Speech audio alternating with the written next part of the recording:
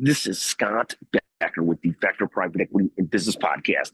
Today's discussion comes out of planning a day and triggering moving in the right direction. So all of us end up in situations where every day or often we're trying to get ourselves moving in the right direction, and we're trying to find momentum for the day or whatever our goals are. And everybody has different ways of trying to get themselves going in the right direction. But the common theme is it's often the case that getting one small thing done that makes you feel a little bit better imbues you with confidence and positivity for the rest of the day. So that's really the concept today. And a lot of it's understanding what are those things. For myself, it's typically doing some writing in the morning, getting some exercise in the morning, taking care of a couple core things. Then I'm generally in a more positive spirit for the rest of the day. If one of those two things doesn't happen, I'm generally a disaster.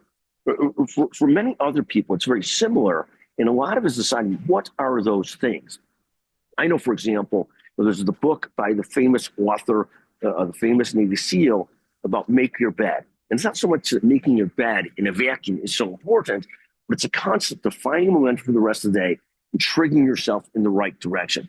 I think this is true for so many people. If you can find those triggers, the triggers either in the bad direction, the triggers in the right direction, you can live a much more functioning, great life day to day where you aspire to do the things you want to do.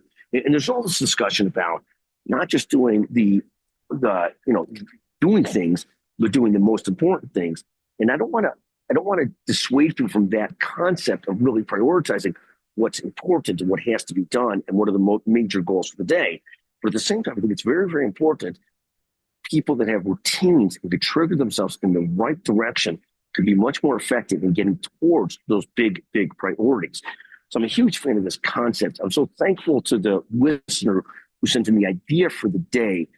That listener is a wonderful person and one of my favorite people in the world. Thank you so much for listening to the Becker Private Equity and Business Podcast. Thank you very, very much.